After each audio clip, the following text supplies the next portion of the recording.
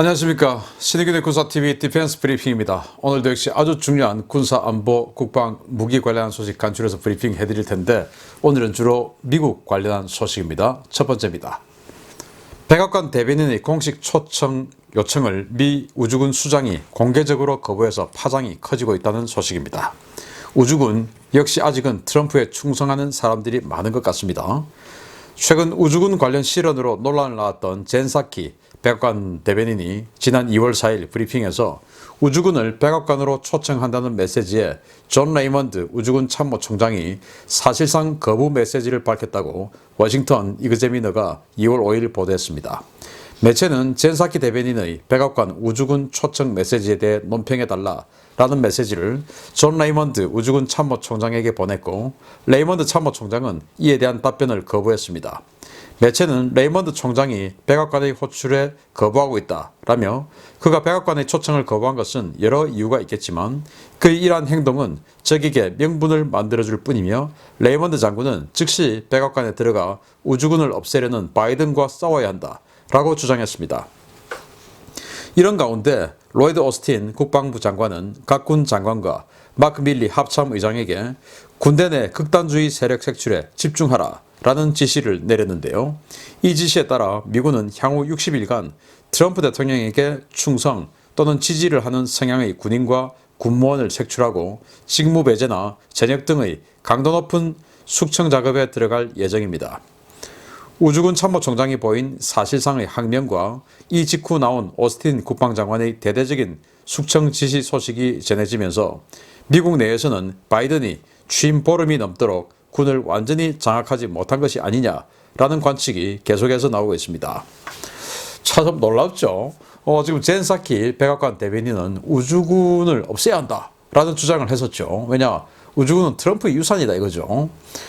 그래서 우주군이 마음에 안 든다. 그리고 우주군이 지금 이제 이 위성을 관장을 하니까 그 위성을 가지고 정보를 취합을 하는데 그 정보를 지금 정부에 제대로 안 준다. 그러니까 우주군 쟤들 없애버려야 돼. 라고 이제 주장을 했는데 그게 반대 여론이 확 높아지니까 그러면 젠 사키 대변인이 그럼 우주군 담당자 좀 들어와서 같이 이야기 좀 하자. 라고 공식 요청을 한 겁니다. 우주군에. 그런데 우주군 참모총장이 그걸 무시를 해버렸어요. 그래서 언론 기자들이 그거 어떻게 생각하냐 하니까 이 우주군 참모총장이 아예 대답도 안 하고 논평을 거부해버렸습니다. 그리고는 안 간 겁니다. 백악관 대변인이 만나자고 한 것을.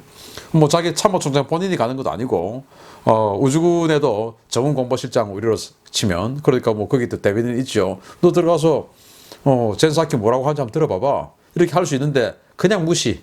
한마디로 개무시죠. 이렇게 해버렸다. 그런데 이제 이 워싱턴 이그제미너는 우파 언론입니다. 그래서 지금 이러한 모습은 적을 이렇게 한다. 그 적은 또 바이든이에요. 그래서 적을 이렇게 하니까 지금 우주군을 없애려고 하는 바이든이 그대로 놔도 우주군 없앨 거니까 우주군 총장은 즉시 백악관 들어가서 우주군 못 없애게 바이든과 싸워야 된다. 그렇게 피할 것만 아니다. 이렇게 지금 조언을 할 정도로 아니 대통령 취임한 지 지금 보름이 넘었는데 어떻게 이 군대 우리로 치면 육해공 중에 하나가 대통령 말을 안 듣는다는 거 아닙니까? 대통령 말에도 들을 채도 안 하고 무시하고 대통령에게 보고도 하지 않고 정보도 주지 않고 뭐 우리 예를 들어서 그 정보사령부가 있으면 그 정보사령부에서 대통령에게 정보를 안 준다는 거 아닙니까? 그 사령관에게 들어와 하는데 싫어하고 안 들어가고 청와대에 말이 안 되는 상황인데 이게 지금 미국에서 펼쳐지고 있다. 라는 거예요. 과연 이 미국이 현재 새 정부가 들어왔는데 정말로 여러 어떤 매체에서 또 여러 전문가들이 예측하고 의혹을 가지듯이 군이 지금 바이든에게 불복하는 것은 아니냐라는 그 의혹이 사실인가 하는 생각이 들어요. 자, 그런데 이러한 의혹이 있는 상황에서 바이든 대통령이 처음으로 취임 후에 에어포스 1을 탔습니다. 그런데 그 에어포스 1이 대단히 의심스럽습니다. 관련한 소식 한번 보겠습니다. 취임식 아침에도 에어포스 1이 아닌 민간 여객기 임대 회사의 B737 여객기를 시간당 $20,000를 주고 빌려 타고 왔던 조 바이든이 현지 시각 2월 5일 처음으로 에어포스 1을 탔다는 소식입니다. 그런데 이 에어포스 1 진짜 에어포스 1이 아니었습니다.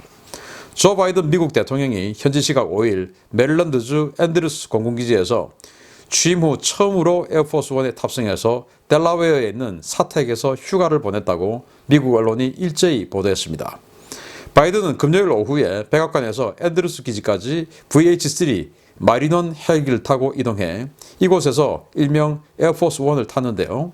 바이든이 탑승한 에어포스 원은 미 공군의 진짜 에어포스 원인 VC-25A가 아니라 부통령과 국무장관 등 내각 관료용인 VC-32A로 확인됐습니다. 더 이상한 것은 콜사인입니다. 대통령이 탑승한 기체는 에어포스 원이라는 고유의 콜사인을 사용하도록 되어 있는데요. 이 기체는 앤드루스에서 월밍턴으로 갈 때에는 비너스 93이라는 콜사인을, 그리고 워싱턴으로 돌아올 때는 샘 627이라는 콜사인을 사용했습니다. 그런데 비너스 93이라는 콜사인은 일반 수송 임무를 수행할 때 붙는 콜사인이고, 샘 627은 장관급 고위 관료 탑승 시에 붙는 콜사인인데요. 이 때문에 항적 추적 전문가들은 도대체 이것이 무엇을 의미하는 것이냐며 온갖 추측들을 내고 있습니다. 미국 대통령이 장거리 이동 시에 국가 비상시를 대비한 지휘 통제 시스템이 설치된 에어포스 원을 탑승하도록 되어 있는데요. 단순한 수송기인 VC-32A를 타고 이를 에어포스 원이라고 부르는 상황이 뭔가 석연치 않습니다. 참 희한하죠. 지금 여기 이제 월밍턴에 내려서 기자들에게 뭔가 이렇게 인사하고 또 잠시 인터뷰를 하는 그런 모습인데 너무 이상합니다. 자, 에어포스 원을 못 탔어요. 취임식 할 때. 그 에어포스 원을 타지 않고 민간 여객기 회사에서 시간당 $20,000 주고 비행기를 임대를 해서 델라웨어에서 워싱턴 DC로 앤드루스 기지로 타고 와서 취임식을 치렀던 바이든 대통령입니다. 그리고 이제 취임 후에 지금 뭐 보름 지나서 이 주말을 빌어서 가족과 함께 주말을 보낸다라고 해서 델라웨어 집에 가는데, 이것도 사실은 이 백악관에서 이 델라웨어까지 직선 거리로 160km밖에 안 되는데, 그러면 뭐 헬기 타고 그냥 끝까지 가면 되죠. 헬기 타고 가도 1시간이면 가는데, 그런데 굳이 이제 에어포스 원을 탄 겁니다. 근데 그까지 좋아요. 여태까지 에어포스 원 한 번도 못 탔으니까. 그렇게 에어포스 원 타는데 백악관에서 앤드루스 기지까지 헬기로 가서 거기서 헬기 내려서 에어포스 원을 타고 이륙을 합니다. 그런데 알고 보니까 에어포스 원이 그게 아니더라. 그래서 이 비행기는 미국에 5대 있는 비행기예요. 에어포스 원은 2대가 있습니다. 보잉 747이죠. 이건 중형 여객기인 보잉 757을 베이스로 만든 거예요. 그래서 이 VC-32를 탔는데, 이 VC-32는 미국에 5대가 있으면서 이거는 부통령, 국무장관 이런 사람들이 일반적인 출장을 다닐 때 쓰는 그 비행기예요.